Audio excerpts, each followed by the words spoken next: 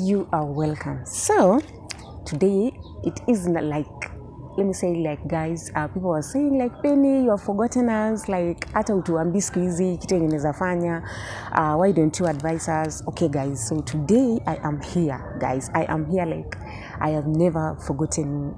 Shughuli ndo zimekuwa mingi alafu simu ilikuwa na shida. So right guys, now I am back and let us talk about these guys. So to those people that were asking like, Penny, to pay advice, what should we do, like tufanye nini?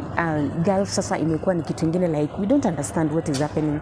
And guys, I can say like me too, I don't understand what is happening, but we can just try to help each other, to talk to one another, to see where we can find the problems of our own. Okay, so as I'm still here, guys, anything that you need to know, don't forget like to ask. Okay, yes. So today, guys, I want to talk about love and security in Gulf. Yes, so that is what we want to talk about today. So number one, how are we going to deal with this love and security in Gulf?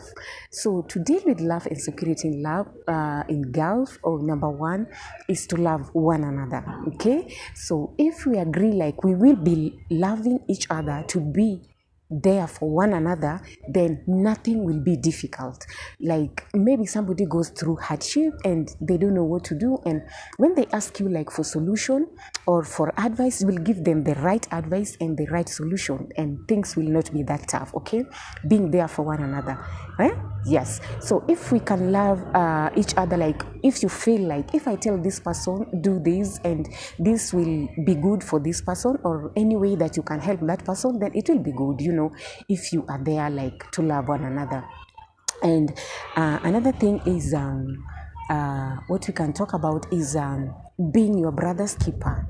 Okay, by being your brother's keeper, like every time, every day, you be at your brother's back. Like if you know this thing is wrong, you will not just keep quiet without helping your brother. You should be there for one another, like telling this person like, don't do that, don't do this. And yes, being your brother's keeper. If something is should be solved, you should be there to help that person. Like let me say, like maybe somebody goes through a lot, like in Gulf there are so many things that are happening, and maybe one person shared with you what she's going through or what they are going through.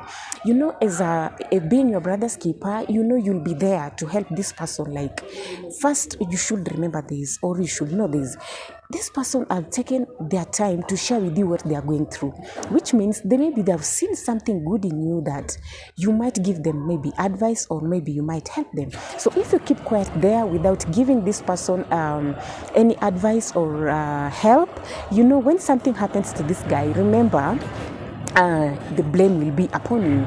So we should be our brother's keeper. Anytime, any day, be your brother. If you see somebody planning even something against your brother, you should be the first person to shout outside there, to tell that person, like, so and so, I've had this and this, or this and this might happen to you, or I've seen this. Yes, be your brother's keeper.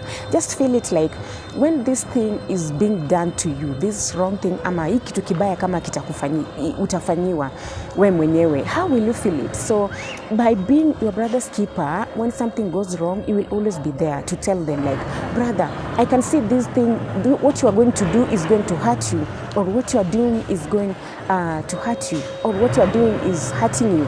So sometimes we normally do things whereby for the noise, guys, a lot of noise, but I don't have no option, but we must continue. So being your brother's keeper, when somebody goes through hardship, you will always be there to tell them like, so and so do this.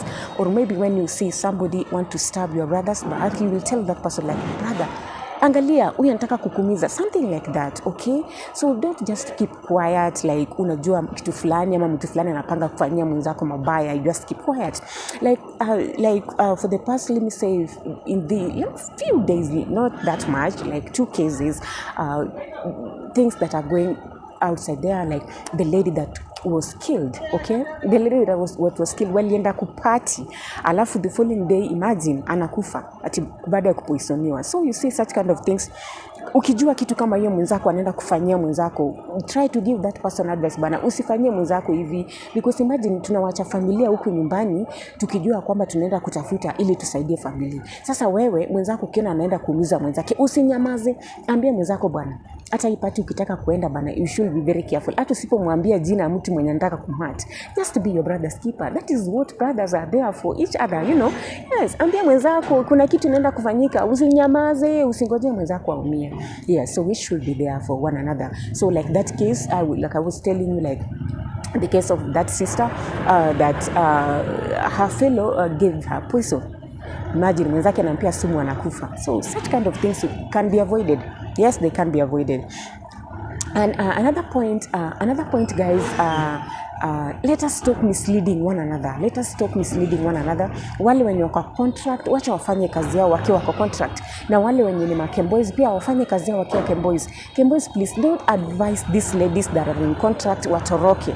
Unaona, there are some people like this lady that have shared her story recently. Imagine amekuja jamaliza hata mwaka, ni mtu mwenye sasa rabada juu Kiarabu. Okay? So she's been just like less than a year. Alafu mtu anatoroka kwa contract. Hata hajajua ni nini anaenda kufanya pale nje, because ukiwa pale nje lazima ukuwe ni mtu mwenye unajua nini, unajua Kiarabu, unaweza jitetea. Lakini sasa hebu niambie, with that 8 months, like so many people we know, so many cases, like kuna wengine hata wanaweza maliza hata 2 years na wajui nini, hawajui Kiarabu. Sasa hebu niambie na huyu mwenye bado ako na 8 months ametoka pale, ameenda pale nje, ndio tayari ameshakufa. So let us not advise our fellow like torokeni kwa contract. Let us just try to advise them. Kama ni situation yenye unaweza vumilia, wavumilie, wakae wafanye kazi wakiwa kwa contract. Okay? Yes, msiambie wenzenu, don't mislead them that huku nje kuna pesa mingi, kuna freedom. Like I can tell you guys, nyinyi wenye mko kwa contract, there is nothing like kuna freedom pale nje. Kwanza pale ndio tough. Pale ni ngumu sana, because usipofanya kazi kwa bidii utalipa nyumba na nini, utakula nini, unaona? So pale nje ndio tough sana. Alafu another thing, polisi pia wako pale nje. Alafu tena hapa kwa hizo manyumba zenye unaenda, unajua ni mingi. Sasa ujue ni nini imekupangikia pale mbele. So guys, you should be don't stop misleading each other. Just try to encourage one another. Saidia mwenzako vile anaweza kamaliza contract yake. Yes, and that is a blessing. That is why we are there for one another. And the last point, guys, you should pray for one another. You guys, you should be like praying for one another. Unaona, tuombea nini? Like ombea fulani, ambia Mungu asaidie fulani ili amalize contract yake. Yes, we should be there for one another, like praying for one another. You know, you can just take your time and say like, maybe rafiki yako amekuambia shida zake. Take your time. Sometimes jinyime tu chakula. Sema tu leo mimi sitakula, nataka kuombea tu fulani. Guys, can you do that? Najua tuko na jealousy, we can't do such kind of things, but I'm just trying to encourage us, like we should take such kind of opportunity, like for praying for one another. Mtu akikwambia shida zake, jinyime, muombe. Unaona? Na another thing, you can sometimes, you just take that opportunity whereby unasema tu leo mimi sitaki food, nataka tu kuombea wasichana wenye wako Gulf, ama kutuombea, yani tujiombee sisi wenyewe. So such kind of things whereby we can pray. You know, prayers move mountains, guys. Prayers can change anything. So guys, I believe if we can pray for one another, we can help one another, we can do prayer and fasting sometimes, you know, we can do better.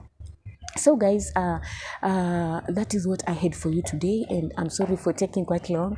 Simu ilikuwa na shida kidogo, but I'm happy because at least we may solve. So I think from there now we'll just try to pick everything we see. We can talk, we can advise each other, we can do more things, like yes, so that we can finish our contract. Like I am so happy there's a lady that alishare na mimi akaniambia like, you know what, Penny, I finished my contract because of you. You know guys, I was so happy. I was really happy, like, hey, so that is why I am here. You know, when I was starting this channel, I was like, God, I just want to touch one person. Yani, kubadilisha maisha mtu mmoja. Mwenye nitamfikia ni mwongeleshe, nyasikie kitu nye nasema, imsaidie. That will be a blessing. And that is what I've found, like, hey, akaniambia asante, and I felt so good. So you see, such kind of things. And so I'll be here anytime, any day. If you have any question, don't hesitate to ask. And if you need any help, don't hesitate to ask. We can help each other in any way, guys. Msichoke kuongea. Okay, yes. So guys, thank you so much for watching, and I'm glad to be here. Yeah, so I'm sorry for a lot of noise at the background, but I hope I'll fix it, or it will be better next time. But I prefer here than where I am, a lot of noise, and so yeah, that is what I have for you. See you in my next time. Bye.